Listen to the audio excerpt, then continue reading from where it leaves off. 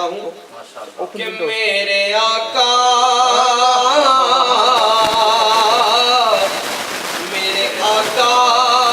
میرے رہبر خواجہ قاسم موڑوی، میرے آقا میرے رہبر خواجہ قاسم موڑوی، میرے آقا میرے رہبر خواجہ قاسم موڑوی، عاشق محبوب یاور خواجہ قاسم موڑوی، عاشق محبوب یاور خواجہ قاسم موڑوی، میرے آقا میرے رہبر خواجہ قاسم موڑوی، اور پیر کامل اولیاء کر دو کرم کی ایک نظر، پیر کامل اولیاء کر دو کرم کی ایک نظر، تم ہو بے شک بندہ پرور، تم ہو بے شک، تم ہو بے شک بندہ پرور خواجہ قاسم موڑوی، تم ہو بے شک بندہ پرور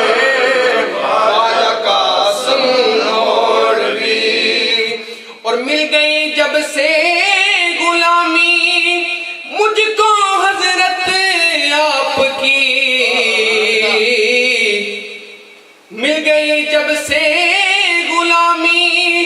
مجھ کو حضرت آپ کی، جاگ اٹھا سویا مقدر، جاگ اٹھا سویا مقدر خواجہ قاسم موڑوی، جاگ اٹھا سویا مقدر خواجہ قاسم موڑوی، میرے آقا میرے رہبر خواجہ قاسم موڑوی، اور خالی ہے حافظ کا دامن ایسا ہی بھر دیجئے، خالی ہے حافظ کا دامن ایسا ہی بھر دیجئے، ہو نگاہ لطف اس پر، ہو نگاہ لطف اس پر، ہو نگاہ لطف ہم پر خواجہ قاسم موڑوی، میرے آقا میرے رہبر خواجہ قاسم موڑوی، عاشق محبوب یاور خواجہ قاسم موڑوی۔ نعرہ تکبیر، نعرہ رسالت، نعرہ تحقیق، نعرہ حیدری، نعرہ غوثیہ، اذان قاسم، اذان قاسم، اذان قاسم، دربار عالیہ مارا شریف۔ معزز سامعین اکرام، کتنا پرکیف اور پر لطف وہ گھڑیاں تھیں جب صاحبزادہ صاحب ذکر کرا رہے تھے، اور غوث الاعظم غوث زمان حضرت خواجہ خواجگان خواجہ محمد قاسم موڑوی رحمۃ اللہ تعالیٰ علیہ کی بارگاہ میں ہدیہ تبریک پیش کر رہے تھے۔ دوستو، جو فیضان کا سب سے اعلیٰ اور افضل طریقہ ہمارے بزرگ جو ارشاد فرماتے ہیں وہ ذکر اذکار ہے، اور حافظ جی رحمۃ اللہ تعالیٰ علیہ، حافظ عبدالکریم رحمۃ اللہ علیہ، اقتدار شریف والے بابا جی صاحب قاسم موڑوی رحمۃ اللہ علیہ، پیر مہر علی شاہ صاحب رحمۃ، تمام جتنے بھی بزرگان دین ہیں ان کی سوانح مریاں اٹھا کے دیکھیں، ان کے حالات زندگی کا مطالعہ کریں، وہ شب و روز ہر آن ہر گھڑی اللہ کے ذکر میں مشغول رہتے تھے، اور ان کے وجود سے فیضان اور لطائف نکل نکل کے مشرق و مغرب میں ان کے بیٹھے چاہنے والوں کو وہ مستفید کرتے تھے۔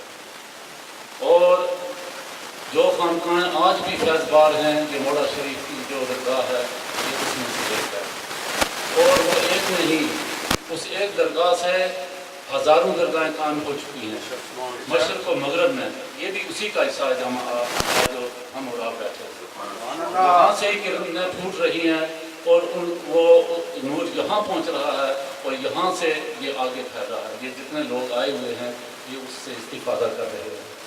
بابا جی صاحب رحمۃ اللہ تعالیٰ علیہ کے کم و بیش 20,000 طرفات ہیں. مریدوں کا تو شمار ہی نہیں. ان میں سے 700 ایسے ہیں کہ جن کے قید جاری ہوئے, جن کی خانقاہیں اور ان خانقاہوں میں سے ایک عظیم خانقاہ کنارہ شریف ہے جن کے سجادہ نشین آج آپ کے اور میرے درمیان موجود ہیں. اور پیر سید اکبر علی شاہ صاحب رحمۃ اللہ تعالیٰ علیہ یہ وہ ایک نفوس قدسیہ میں سے ہیں, قدوۃ الصالحین ہیں اور امام العارفین ہیں, ولی کامل ہیں بلکہ ولی گر ہیں. یہ بابا جی صاحب قاسم مولوی رحمۃ اللہ تعالیٰ علیہ کے خلیفہ مجاز تھے اور بابا جی صاحب سے ہزاروں کی تعداد میں سادات اکرام نے اتنے فیض لوٹے ہیں کہ جس کا کوئی اندازہ نہیں کیا جا سکتا. یہ درگاہ ان میں سے ایک ہے. آج جو یہ تقسیم کرتے ہیں, لوگ کہتے ہیں کہ سادات کے علاوہ کوئی کتب نہیں ہو سکتا, سادات کے علاوہ کوئی غوث نہیں ہو سکتا. ہم ان سے پوچھتے ہیں کہ اگر یہ بات تھی تو بابا جی صاحب قاسم مولوی رحمۃ اللہ تعالیٰ علیہ کی بارگاہ میں سے جو فیضیاب ہوئے ہیں کیا وہ صاحب نظر لوگ نہ تھے؟ کیا وہ غوث اور کتب نہیں بنے؟ یہ بابا جی صاحب رحمۃ اللہ تعالیٰ علیہ کے جو خلفاء ہیں وہ سب مقام غوثیت پر فائز ہوئے ہیں. اگر وہ غوث نہ تھے تو ان کے آگے جو یہ غوث کیسے بنے؟ اگر ایک چراغ گل ہو تو وہاں سے چراغ جلائے نہیں جاتے. جہاں چراغ روشن ہوتا ہے وہاں سے روشنیاں نکلتی ہیں. اور غوث کا کیا معنی ہے؟ مددگار. کیا وہ ہمارے مددگار نہیں ہیں؟ کیا وہ ہمیں گمراہیوں سے نہیں نکال رہے؟ گمراہیوں سے اور اندھیریوں سے نکال کر اجالوں میں نہیں لے جا رہے؟ سبحان اللہ. یہ اس بارگاہ کا فیضان ہے جو میرے اور آپ کے درمیان آج موجود ہیں. یہ دو ہستیاں حضرت قاضی رحمۃ اللہ صاحب تشریف فرما ہیں, ان صاحب کی ذات تشریف فرما ہیں. قابلہ تعقیب ناچیز درخواست کرتا ہے حضرت مولانا علامہ پروفیسر قاضی اللہ صاحب وہ اپنے معاوضہ سے مجھے اور آپ کو سناتے ہیں. اور جو وقت کا ہے وہ آپ کو بھی نظر فرما دیں گا. بڑے 9 بجے پروگرام ہونے کا پروگرام ہے تو اس سے پہلے دونوں حضرات کو ہم نے ارشادات سننے ہیں. تو میں خدا تعالیٰ کو پاس کرتا ہوں کہ ارشادات فرمائیں. نعرہ تکبیر, نعرہ رسالت, نعرہ تحقیق, فیضان دربار عالیہ موڑا شریف, حضرت علماء اہل سنت.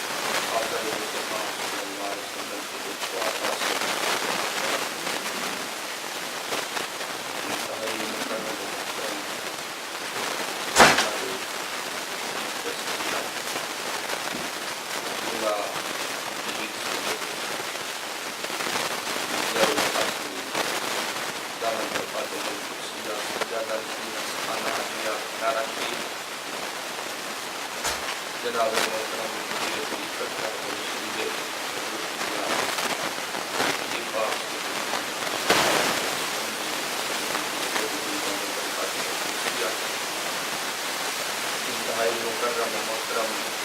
نگرانی رکھتے دوارم عالم بعمل جناب حجیت صاحب دامت الفاظ و خوشیاں برادر مکرم اور بھرپور جناب محمد حبیب نصیر صاحب دامت الفاظ و خوشیاں جتنے نگران موجود ہیں میں جو حضرت کی زیارت کے لیے آیا تھا اور ملکیہ کے عالیہ سے تقریباً حضرت اللہ مرتبہ پر ادب ختم کیا گیا ہے